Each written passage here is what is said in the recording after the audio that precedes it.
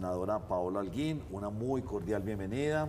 La felicito por sus vallas, muy elegante, me veo como una señora. A usted le pareció muy bonito. Sí, a mí me gustaron las vallas, me gustaron mucho, sí. Ay, gracias, Andrea. Sí, Sí, pero salí muy elegante. Sí, porque es ponernos a la altura de grandes dirigentes de los que siempre tenemos como referentes en la política mundial. Me gustó mucho la valla, Sí, soy yo muy creo honesta. que hay que recuperar la dignidad de lo que significa la presidencia de Colombia. A mí me parece que es importante. Ahorita le echo flores de un invitado que algún día me dijo algo aquí y le voy a comentar lo que me dijo, pero más adelante. ¿Cuántos años lleva usted en política? 47, yo tengo 51, empecé a los 4. Yo soy un poquitico más, Empecé a los mucho 4. más grande que usted. ¿Y cómo empieza uno en política a los 4 años? En esa época que mis papás eran militantes del Partido Liberal, a ustedes no les tocó porque son muy jóvenes, pero antes se votaba con unos sobrecitos y uno metía ahí una papeletica, ¿no es cierto? Y después tenía que ir a meter el dedo en la tinta. tinta. El dedo en la tinta. Exacto, y mi primer trabajo era ese, era meter las papeleticas en los sobres del partido. Entonces me entregaban las papeleticas, los sobrecitos, y yo toda chiquitica hacía eso. Ese era Que mi antes de trabajo. uno entrar a los puntos de votación eran una cantidad de Personas entregándole a entregando uno y las- también cambiándose los... Sí, impresionante. Eso usted antes de entrar, eso todo el mundo le repartía las tarjeticas. Ese era el objetivo, Sí, quitarle eso. al que llevaba. Al que y llevaba, darlo claro. con otro. Darlo para que Sí, usted lo sí. metiera en eso. Bastantes años de experiencia y yo pues soy un poco más grande que usted. Y yo le digo, yo en la historia que yo he visto, pues vi un tema muy maluco, difícil del país que estuvo cuando estuvo Samper, problema maluco también, pues el de Pastrana con el problema de la guerrilla y todo el cuento, pero nunca me había tocado una previa de estas dimensiones.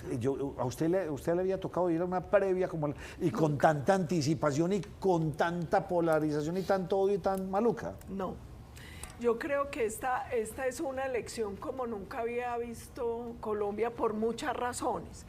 Una, por la tensión institucional que está provocando el gobierno. A mí nunca me había tocado que fuera el propio gobierno el que todo el tiempo dijera es que no hay garantías para las elecciones en el 26. Que es el que las tiene que dar. Sí. O sea, él es el que tiene que garantizar la seguridad, los recursos, que el Consejo Nacional Electoral Sí, y la señora. registraduría. Y él es el que repite todo el tiempo eso. Dos, a nosotros nos tocó en muchas elecciones en los años 90 vivir eso tan horrible de asesinatos de candidatos presidenciales, Sí. como en esta, con el magnicidio de Miguel Uribe. Y a mí me han tocado elecciones donde ha sido muy difícil ir a ciertos departamentos, pero nunca como ahora, porque ahora es presencia de estructuras criminales en el 70% del territorio. ¿Y quién debe garantizar la seguridad? Que es la UNP, diciendo que no puede. Entonces casi que vaya hacia riesgo, porque entonces te dicen, avise cuando va, entonces yo voy a tal sitio. No, allá no hay carro, pero yo no voy a dejar de ir. No, no hay hombres, pues yo no voy a dejar de ir, ¿sí me entienden? Entonces muy difícil. Fuera de eso, no habíamos tenido un gobierno que jugara un papel tan protagónico, además tan ilegal, interfiriendo en el proceso electoral, pues tan de frente, tan... y el tema del riesgo es muy alto, el gobierno desmintiendo a la MOE sale con una primera alerta electoral y dice Benedetti que es que la señora no conoce el territorio y que la defensora no conoce el territorio, que no sé qué. Entonces, sí, bastante complejo. Porque se enfrentan contra todos y con todos. Es que se enfrentan contra la institución, contra la MOE, contra la directora, contra la DIAN, contra el banco, o sea, es contra todo y contra todos. Contra todo lo que ose a decir algo que no les guste. Sí. La defensora Sí. entró y se puso súper juiciosa a hacer las alertas. Ahora el Consejo Hacer Consejo Nacional Electoral Sí. con la consulta, ¿por qué? Yo creo que hay varias razones. La primera es porque Petro no es un demócrata. Esa es la básica. Nosotros de pronto subestimamos una realidad y es, primero, que es la primera vez que tenemos un gobierno de corte neocomunista. Colombia nunca había tenido un gobierno así. Y es un gobierno además antidemocrático. Nosotros nunca hemos tenido, claro, hemos tenido unos presidentes como más a la izquierdita o a la derecha o al centro, pero nunca ninguno cuyo objetivo fuera, como dice un imputado, resetear el sistema. Entonces ellos quieren acabar todo. ellos quieren estatizar todo, ellos quieren controlar todo y eso genera una dificultad enorme en todos los sentidos. ¿Para llevarnos a qué modelo? Pues digamos que no es Venezuela, pero ¿para llevarnos a qué modelo? ¿Y por qué decís que no es Venezuela? No, para que porque todo el mundo dice que estamos ya, estamos hemos muy echado cansones. demasiado, Bueno, muy cansones con el como cuento de para Venezuela. tener cliché. Sí, Listo. ¿para llevarnos a qué modelo? Para llevarnos a un modelo donde el Estado tiene control absoluto, el Estado tiene control absoluto de todo y de todos. Entonces, quieren O sea, como estatizar la salud como China. Eso es. Quieren estatizar el sistema de salud, quieren estatizar las pensiones, quieren estatizar la educación. El Estado dice la patria potestad no es de los padres, es del Estado. Entonces es ese Estado gigante que todo lo controla, que asfixia. Y eso tiene un resultado que para mí es el más grave, porque lo más chévere de uno como ser humano en una democracia es la libertad. Y eso es lo que se acaba con ese modelo. Aquí lo que está en juego es la libertad. Entonces, oiga, José, como China, con la gran diferencia, China es rico. No, nos quieren llevar a un estado como el de Venezuela. No, pero- Venezuela es rica, sí, pero sí, con también los grados de trabajo por corrupción arroz. absolutos que se la robaron todo. Ahí salió una nueva oligarquía que es la dueña de ese país, todos los bandidos. Que es la otra cosa importante que el ciudadano debe entender. Este modelo empobrece al pueblo, pero engorda a los que gobiernan. Si usted va a Cuba, el pueblo aguanta hambre, pero los Castro no. Si usted va a Venezuela, el pueblo aguanta hambre, pero la corte de Maduro No, y de jamás, Chávez no, nunca. Entonces, es un modelo además que crece el tamaño del Estado. El Estado se chupa y controla todos los recursos y el pueblo aguanta hambre. Y Ese es además el modelo. contradictorio. Por ahí leía en un cómics en estos días, es que ¿qué quiere este modelo? Ayudarle a todos los pobres, para sacarlos de la pobreza. Pero entonces si lo saco de la pobreza, ya el modelo no me funciona. Entonces es como... No, ellos no quieren sacar a los sí, pobres es de la pobreza. un antagonismo ahí Dicen que rarísimo. quieren sacar a los No, pobres. Sí, pero- por eso. pero esa es la- no los no los pueden sacar, porque el día Él que los saquen se exacto, pegan. Sí. Es que Petro dijo, yo no sé por qué la gente no lo escuchó en campaña, él dijo, es que el problema es que si el pobre sale de pobre se vuelve de derecha. Sí. Y lo dijo. Y se enfatizó en una clase en específico, y no ni siquiera la clase alta, dijo la clase media. Entonces, ¿qué tienen que hacer estos gobiernos para mantenerse en el poder? Empobrecer a todos. Sí, claro. Es de lo Los que vuelven sostener, mendigos sí. del Estado y así los controlan por siempre y nunca sueltan el poder. Entonces, ellos nunca van a querer superar la pobreza. Por el contrario. Y por eso cuando Irene dijo, es que tenemos que decrecer la economía, que a mí me dio risa, ella me regañó en ese foro, porque me sonaba tonto, ¿no? Pues ¿quién quiere que su país, que no crees que la pero No economía le suena, pero- es tonto. es tonto, pero sí es la Pero meta? es lo que están haciendo. Es lo que ellos buscan. Exactamente, o sea, eso no fue un chiste. Era verdad. Nosotros nos lo tomamos como un chiste, pero Claro. un chiste no fue. No, era verdad. Tiene que crecer la economía y hay que acabar la empresa privada, entonces van por todos los sectores y esa es la única forma de garantizar que se mantienen en el poder. Usted recorre mucho Colombia. Sí, gracias a Muy bien. Dios. Cuénteme desde En su la camino. posición, ¿no? Porque usted está caminándose el país, ¿cómo ve la percepción? ¿Qué dicen? Pues porque aquí en Antioquia lo tenemos más o menos claro y escuchamos nuestro entorno. Yo no sé qué están pegando en La Guajira, Putumayo, Valle del Cauca. En cambio, usted que sí está con Yo tanta he gente. encontrado un país que está padeciendo una bipolaridad. Y les voy a explicar por qué. Por ejemplo, hay unos temas en el que hay coincidencia nacional. En todo el país hay angustia por el tema de seguridad. Sí. Y les voy a poner ejemplos fáciles. Yo estuve en Boyacá y me decían, mire, el tema que estamos viviendo en el norte de Boyacá es tenaz. Y otra vez tenemos municipios donde es muy difícil ir o salir después de cierta hora. Estuve en Cartagena y me decían, aquí a la semana pueden haber 5 o 7 casos de sicariato ligado al tema de narcotráfico, que eso nunca lo había vivido en Cartagena. Y me decían, y lo peor es que más allá, en el sur de Bolívar, hay un desplazamiento forzoso por un enfrentamiento de estructuras criminales. No he podido ir a Arauca. Estuve en Villavicencio y llegó gente de Arauca y me decían, está perdido el sur del Meta, Arauca es difícil que le puedan dar garantías de seguridad para ir, no he podido ir al Cauca. En Neiva me dijeron, no puede salir de Neiva.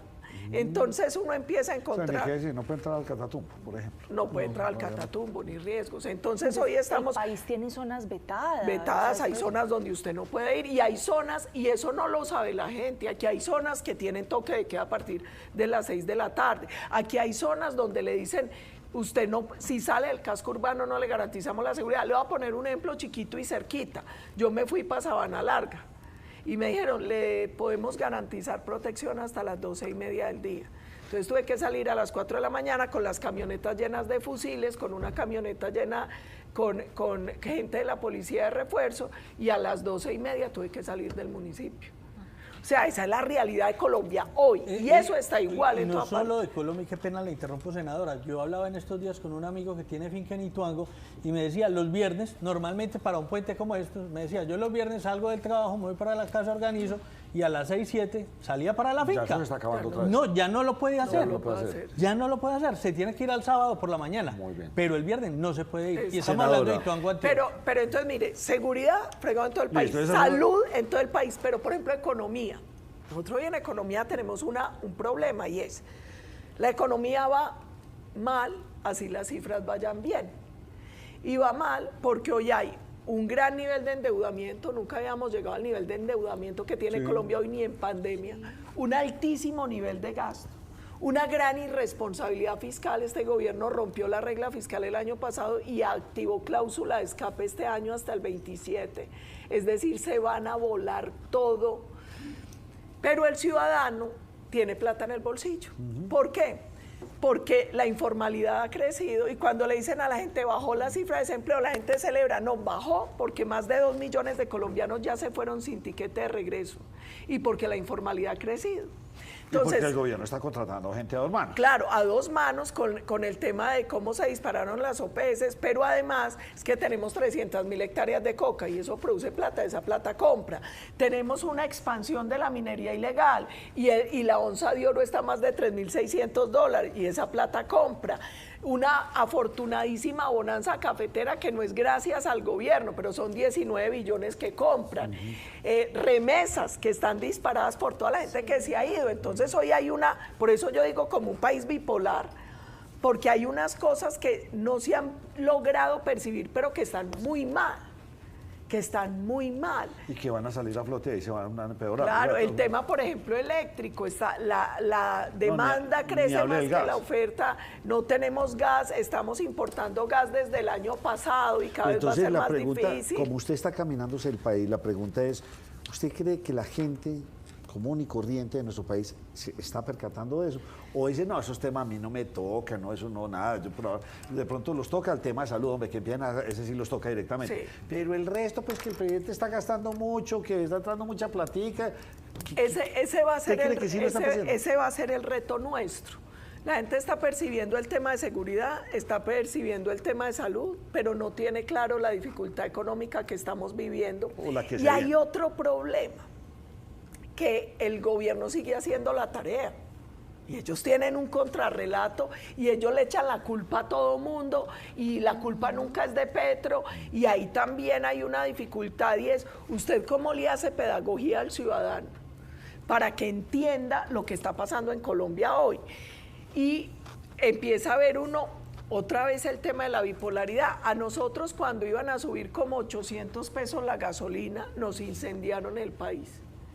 En 3 años Petro pasó la gasolina de 9.000 a 16.000. Eso no lo invento yo, vaya a cualquier estación, ahí está el dato. Y no ha pasado nada. Los muchachos salieron a protestar por el tema de educación gratuita. Duque puso matrícula cero. Petro les prometió que les iba a condonar la deuda del ICETEX. No solo no se las condonó, sino que quitó el recurso al subsidio a la cuota. Y hoy más de un muchacho tuvo que dejar de estudiar porque no tiene cómo pagar la cuota. Entonces explíqueme por qué está el mundo al revés. O sea, porque entonces antes no incendia. Entonces lo que quiere decir usted es, o lo digo yo, sí hubo unos patrocinadores de todas esas primeras líneas y ahí sí se infiltró la guerrilla y le metieron dinero. No lo para diga que eso... usted, venga, lo digo yo de frente. Ellos instrumentalizaron a los ciudadanos y a los pelados. Ellos se valieron con un discurso que no era real. Porque si eso sí era el problema, hoy Colombia estaría en llamas. Con plata que metió el ELN, que metió la FARC, que metió la mafia. Tenían que almorzar, tenían que transportarse, tenían que hacer todo eso. Claro, y fuera de eso, con un agravante, con una con un gran manejo en redes, porque casi todo ese estallido se controló a través de Telegram, a través de WhatsApp, con bots que decían nos están matando. A ver, ¿dónde están? Nos están matando, porque ahora literalmente nos están matando. Lo digo yo continuamente aquí, sí. Literalmente, Venga, o sea, las y yo le hago una masacres, el pregunta, homicidio. senadora, ¿y ustedes qué aprendieron de eso? Porque entonces ellos ya aprendieron que si hacemos estos conatos y todos estos momentos tan críticos, listo, gana la derecha y volvemos y hacemos lo mismo. ¿Qué aprendió la derecha de esto? Porque la derecha es mediática, tranquila, o sea, ¿qué aprendieron ustedes? Diplomática. Yo creo que varias cosas. La primera es, ellos están queriendo hoy repetir la dosis con el cuento de Palestina. Lo que pasa es que se les acabó la fiesta porque Trump ya logró un primer acuerdo de paz, pero esa era la excusa y ya empezaron a medirnos el aceite. Y a salir, y a grafitear, y a reventar. A una hamburguesería muy famosa. Claro. McDonald's, no le pena decir marca. Sí, aquí dañaban el local. Entonces, y el problema es de Fico, según ellos. Según ellos. Entonces, primera cosa que aprendimos, que esto no se resuelve con cobardía ni con medias tintas. Aquí tenemos que salir a decir la verdad y la verdad de frente. Y decirle de una vez a los ciudadanos, se van a dejar chantajear de Petro y su combo y les van a entregar el país el resto de la vida. Porque aquí lo que nos jugamos es, o se perpetúa el neocomunismo en Colombia, o de verdad vamos a transformar el país. Eso es lo que está en juego. Y ellos van a usar las mismas estrategias que les funcionaron. La amenaza del fusil, el chantaje de incendiar el país y todo eso. La pregunta que hoy nos tenemos que hacer como colombianos es, ¿estamos dispuestos a pagar ese precio de ser esclavos eternamente de este modelo? Mariana, su pregunta. Senadora y precandidata, en su percepción, ¿qué tiene que hacer el próximo presidente de Colombia y que reciba nuestro país? Venga, yo veo que usted ya va para otro tema. Sí, hagámoslo después del corte. Metámonos con la candidata después del corte. Esta peleita que está buena. Qué pena, Mari. Lo que pasa es que mi pregunta va a esto, senadora, ¿pero qué vamos a hacer cuando esto ellos lo tienen tan bien planeado? Eso estaba tan bien planeado que se encargaron de deslegitimar a los medios tradicionales. Porque sabían que los medios tradicionales, los medios donde se hacen consejos de redacción, donde hay periodistas que se tiran 5 años en la universidad, que ven clases de ética y demás, iban a empezar a criticar su gestión. Y por el contrario, posicionaron influencers. Sí. Y la gente, hoy por hoy, todo el mundo tiene un celular y le cree más al influencer que al medio de comunicación tradicional. El que resultó siendo el mentiroso hoy es el medio de comunicación tradicional y al que le dan toda la credibilidad es al influencer que está en la nómina del gobierno y que dice cualquier babosada porque le están pagando. Ahí hay una cosa que es muy compleja y no solo es de Colombia, sino que es un tema global y es la revolución en las tecnologías de la información y las comunicaciones llevó a un problema de inmediatez. Y el ciudadano tiene supuestamente más información, pero tiene menos capacidad de discernimiento. O sea, hoy el ciudadano es más infantil y más manipulable. Todos lo somos. Todos tenemos una dificultad, el algoritmo, y es, a usted le refuerzan lo que usted cree y lo que usted ve. Por eso las redes de cada uno de nosotros son totalmente distintas, porque si usted se queda, porque el juego de las redes es que usted se quede ahí más tiempo. Entonces, si usted busca perritos, usted le van a salir todo el tiempo noticias de perritos, cosas de perritos, porque ellos tienen que mantenerlo ahí. Si a usted le gusta el color verde, le van a salir chaquetas verdes, cosas verdes, porque eso es lo que hace el algoritmo. Nosotros, ¿qué estamos tratando de hacer? Primero, una cosa muy difícil, que en eso está haciendo un trabajo muy teso Daniel Briceño, y es tratar de formar influenciadores también. Entonces, ahí es donde uno ve una pelada como Jerome, un pelado como Briceño, como Julio Iglesias, tratando de cambiar el lenguaje y de romper. Eso no va a ser tan fácil, pero se está haciendo eso. Otra cosa es tratando de cambiar con audacia la forma de comunicación. A mí eso me ha costado sangre, sudor y lágrimas, porque yo era de las que con mi espíritu de eterna profe, entonces yo explicando en seguridad vamos a hacer, ya no, ya aprendí que si quiero que oigan la propuesta los tengo que traer haciéndolas de youtuber, diciendo yo no soy Elvis Crespo, respondiéndole a Daniel Samper o haciendo 1000 cosas, porque uno empieza a entrar como político en un dilema y es, sigo con mi línea absolutamente seria para que nadie me vea o les tiro el gancho, los traigo, a ver si empiezan a escucharlo serio. Pero es un dilema muy complejo para uno como político y muy frustrante para uno como demócrata, porque finalmente entonces empieza a ganar esa dictadura del like, de lo light, de lo escandaloso, y en un país de lo morboso y en un país con unas dificultades tan grandes y donde además el ciudadano por esa inmediatez y esa forma infantil cree que por eso a los populistas les va también, sean de izquierda o de derecha, porque el ciudadano cree que todo se puede resolver. Hay un candidato que es balín, balín, balín, y el ciudadano feliz con el cuento del balín, balín, balín, porque no entiende que es un tema muy de fondo, que requiere, cuando se habla de seguridad, uno requiere una acción integral del Estado, una reforma a la justicia, que es un tema bastante complejo.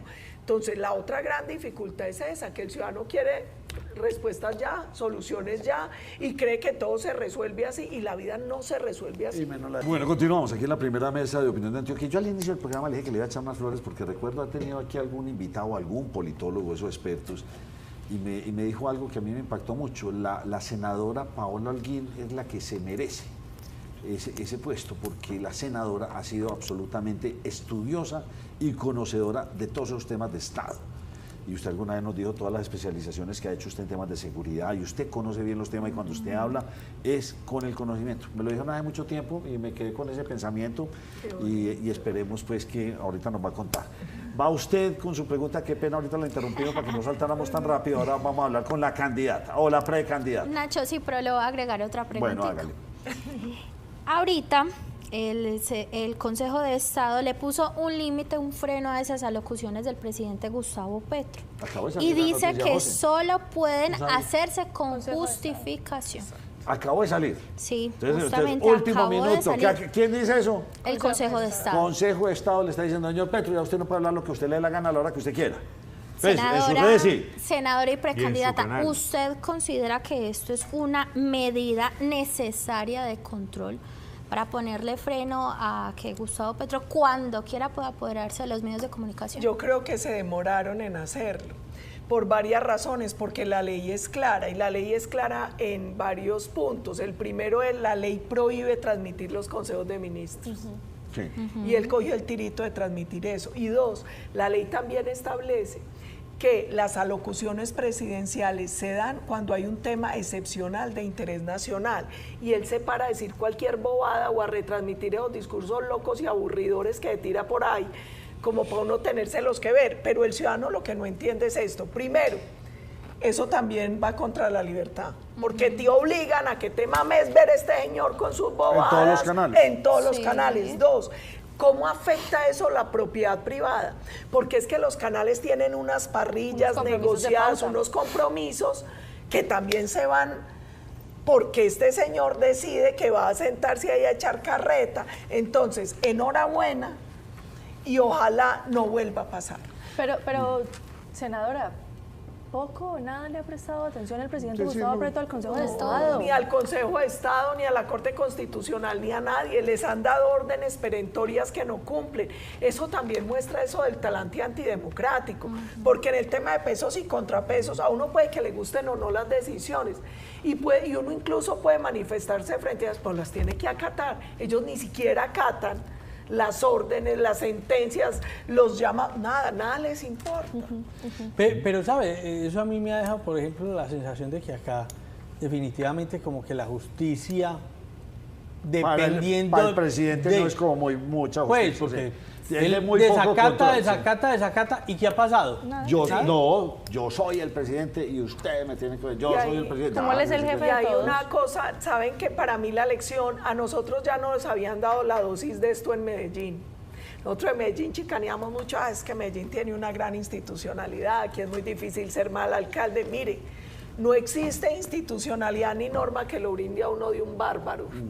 Entonces, pueden existir pesos y contrapesos, marco legal, pero cuando a uno lo gobierna un bárbaro, créanme que no hay cómo frenar eso. Y nosotros con creces lo pagamos en Medellín y con creces lo estamos pagando en Colombia. ¿Cómo va en su campaña? Cuente a ver. ¿Y cómo va a ser? ¿Va a ser de diciembre a enero? ¿Ya resolvieron las fechas en las que van a hacer estas...? Chiva, nos cogió la noche. La otra semana, el 14 de octubre, vamos a tener, Dios mediante, una reunión de precandidatos para definir ya el día en que se va a hacer la medición para definir el candidato del partido. ¿Y al fin va a ser solo una medición o porque se había planteado que hacían una y salía una? No, yo creo que vamos a hacer una y ya para no ponernos en eso de esa gastadera. ¿Y será diciembre con enero o de pronto se puede adelantar noviembre con diciembre? Podría ser noviembre con diciembre. Muy bien. ¿Y entonces cómo va su trabajo? Bien. ¿Está visitando la región? ¿Cómo ha sido la aceptación? Estoy visitando las regiones, estoy en los foros, estoy en debates, estoy en medios, estoy haciendo videos ahí en mis pinos de influencer. De influencer. Monetizando ya en YouTube. Qué bien. Bueno, está bien. Estamos haciendo todo lo necesario. Yo creo que hay varias cosas buenas. La primera, definitivamente el nadado se pule nadando. Sí, señora. Y uno aprende con los expertos, así le cueste, ¿no es cierto, Nath? Sí, señora. Bueno, entonces, ha sido un proceso muy bonito. Se siente muy bien en la calle.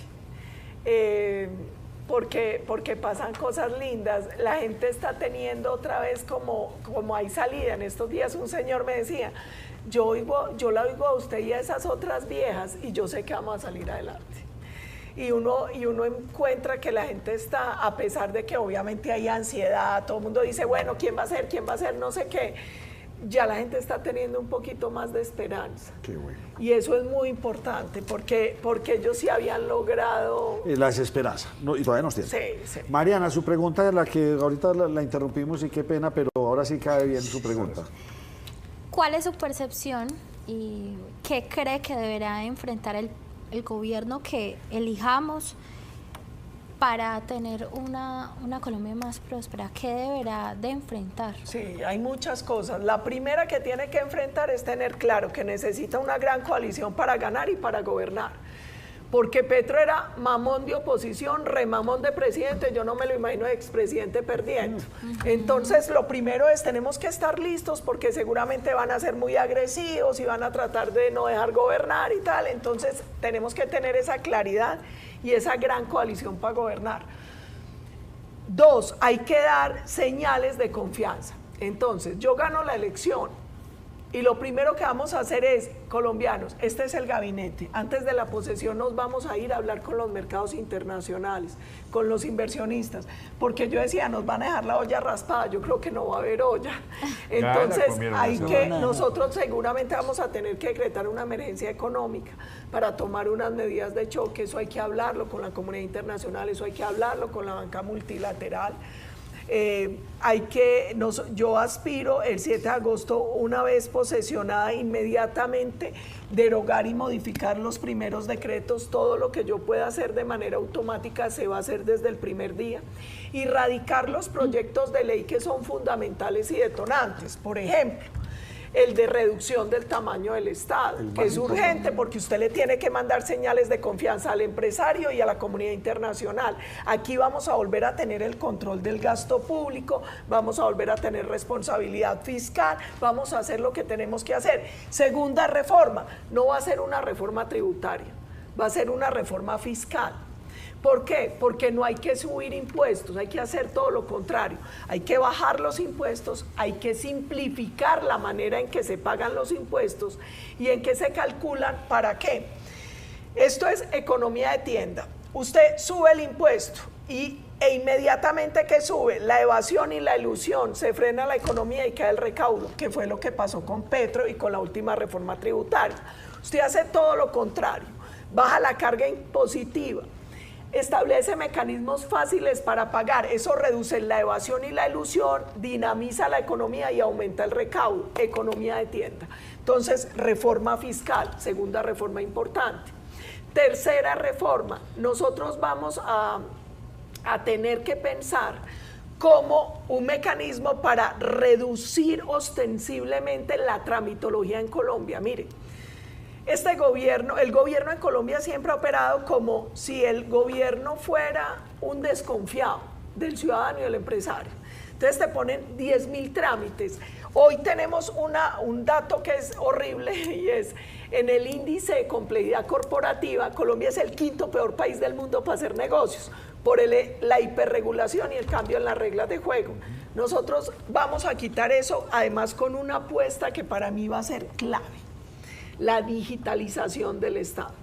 Hay países como Estonia, donde lo único que uno no puede hacer por internet es separarse. No. Todo lo demás se puede hacer por internet. Y deben estar a 3 www de lograrlo. Exacto, a 3 doritos. Sí. Aquí hay una cosa muy chévere y es, cuando uno digitaliza el Estado, lo puede reducir más, tiene alertas tempranas y reduce la corrupción, y eso inmediatamente detona todos los sectores. Entonces, el otro proyecto es todo el que tiene que ver con simplificación de trámites, con reducción de trámites, porque aquí vamos a hacer todo lo contrario. Aquí yo voy a partir de algo y es, yo confío en los ciudadanos y en los empresarios. Si la embarra, paga, no la vaya a embarrar, pero yo confío en usted. Y alguien me ponía un ejemplo súper bonito y es, usted quiere sacar un alimento o un medicamento en Colombia, se demora tanto tiempo el INVIMA para darle el registro y usted se demora tanto en el trámite que cuando sale es obsoleto. En Estados Unidos se lo dan muy rápido, eso sí. Si eso sale mal, le recogen toda la producción y lo multan.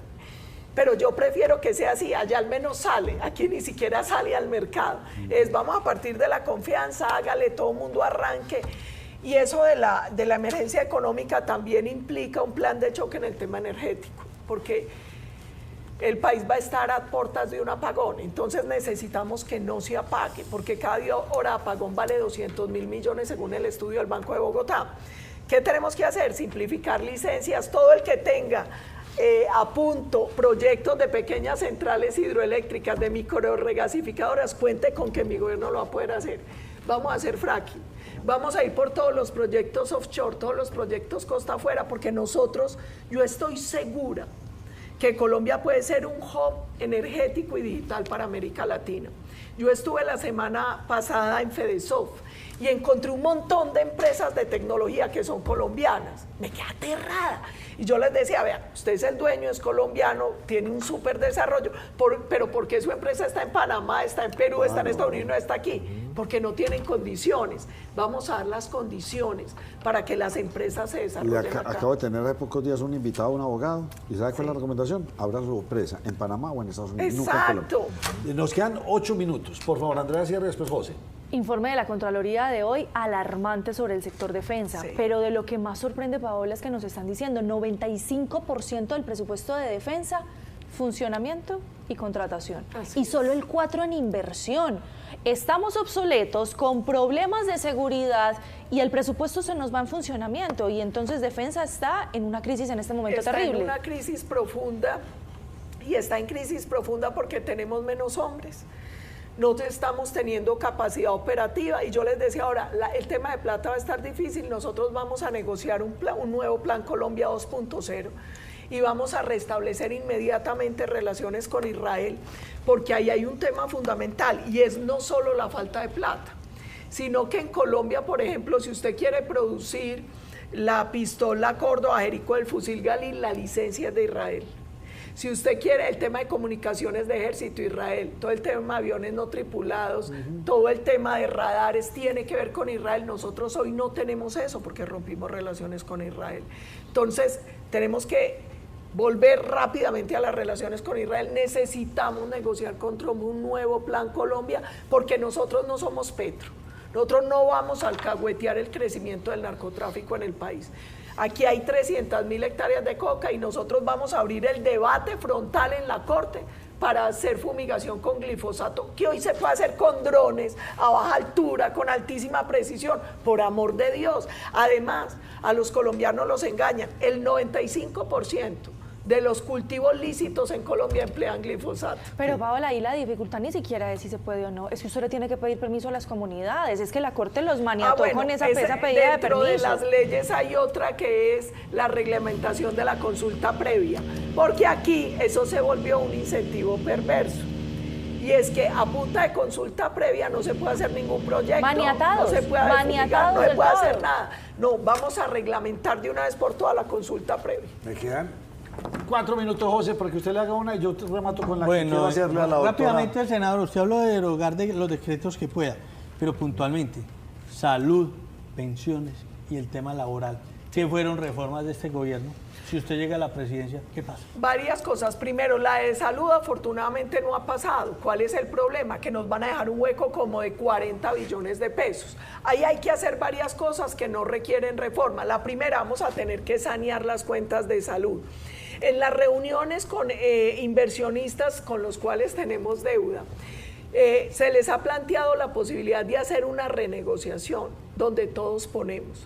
Nosotros lo que hemos dicho es Colombia ha sido buen pagador, nosotros entendemos la deficiencia que hay hoy, venga, renegociemos la deuda y denos placitos porque no nos vamos a poder poner al día de una. La mayoría han dicho que sí, ahí vamos a tener que hacer una renegociación. Nosotros, ¿qué queremos hacer con el tema de salud? Volver y blindar el sistema mixto de aseguramiento, pero la UPC, en este momento va para tercer debate un proyecto de ley del cual yo soy firmante, donde establecimos una tabla para poder técnicamente establecer la UPC, porque eso viene desfinanciado desde el 2021. Establecer, por ejemplo, que las EPS no tengan que asumir enfermedades huérfanas y de alto costo, sino que eso va a una entidad para generar economía de escala. Entonces, en salud lo que hay que hacer no requiere reforma, requiere voluntad y sobre todo sanear, que es lo más importante, y mejorar los mecanismos de control, porque hay 70 formas de robar en el sistema. La pensional, eso todavía está en vilo. Vea, yo le pido todos los días a mi Dios que eso se caiga, porque aquí mataron el pollo aliviado para darle caldo al enfermo. Es que el problema en Colombia no son los fondos privados de pensiones, es Colpensiones, y le quitaron plata a los privados para darle a Colpensiones. Por amor de Dios, ahí que es donde están las pensiones subsidiadas. Entonces, esa todavía está ahí en vilo, y en la laboral sí hay que hacer una contrarreforma, porque hay que flexibilizar para poder combatir la informalidad. 3 nombres que están en este momento en el sonajero. ¿Qué opina usted de la Corcho? ¿Qué tal? La Corcho es Petro recargado, es Petro de pelo largo, es radical, ella acabó con el sistema de salud. Mire, y me ha tocado en los debates, una mujer muy agresiva, que le baje 2 rayitas. Colombia necesita sensatez, no radicalismo ideológico. Cepeda. ¿Qué tal? Iván Cepeda, por favor, no. Yo creo que Colombia tiene que pasar la página de los gobiernos tan aliados de la FARC y de las estructuras criminales. Él ha sido una alcahueta todo el tiempo de la FARC. Y el renunciado e imputado exalcalde de Medellín, Daniel Quintero. Yo espero que de aquí a eso él esté tras la reja. Mire, no le gana, pero mire una cosa. Va a estar en la contienda. Pero le digo una cosa, ni Alibaba se atrevió a tanto. Alibaba tenía 40 ladrones, ¿cuántos imputados lleva? Yo digo, hombre, por Dios. Y nosotros lo padecimos. ¿Sabe qué es lo peor? Que uno sale de Antioquia y en Antioquia y fuera de Antioquia no tienen la claridad que deberían tener sobre el nivel de hombre que es él. Es un hombre muy cuestionado por corrupción, es un hombre inescrupuloso, es un hombre, hay que reconocerle que es astuto para manejar redes, es astuto para desviar y nunca responder por lo que tiene que responder. Pero además de padecerlo con eso, él tiene un anhelo de dictadorzuelo etrópico muy harto. Porque la torre, yo voy a cerrar el Congreso, las notarías, ¿qué? Él va a acabar hasta con el niño en la perra. Vea, que mi Dios nos coja confesados. ¿Qué tal cualquiera de esos 3? ¿Qué tal cualquiera de esos 3? Paola Holguín, senadora de la República, espero volverla a tener por acá. Nos estaremos muy pendientes, ya nos dio usted fecha en la que se van a reunir y tentativamente ahí saldrá ya el humo blanco para decir fechas de esa consulta con 5 precandidatos que tenemos. Encuesta, sí. Sí, es que es raro porque se supone que va a ser Atlas y Atlas no es encuesta, sino que ellos tienen un mecanismo súper raro que mide digitalmente. Una consulta digital, dejémoslo así, no tiene nada que ver. Como una cosa así. Donde estarán los 5 nombres. La vuelvo a invitar para que sigamos hablando cosas del país, usted que es tan estudiosa. Muchas gracias, claro que sí, estuve feliz porque además todo el mundo ve este programa. Bueno, muchas gracias. Nacho, una pequeña corrección frente a un dato que di ayer. Cuando estaba hablando de café eran 13 millones de sacos de café y cuando estaba hablando de oro eran 67 toneladas de oro. Pero José, de esas 67 que exporta Colombia, más del 70% pertenece a estructuras ilegales. Le agrego ese dato. De oro. Terrible. Y la onza está más de 3.600 y no pagan dólares. un solo pesito de impuesto. Cero. Cero. Y la onza más de 3.600. ¿Cuántas ilegales? 70%. Más del 70, se calcula que es 73 es para que ser aquí exacto. estamos con unas rentas ilegales. Ay, Están en durísimo. tu lado.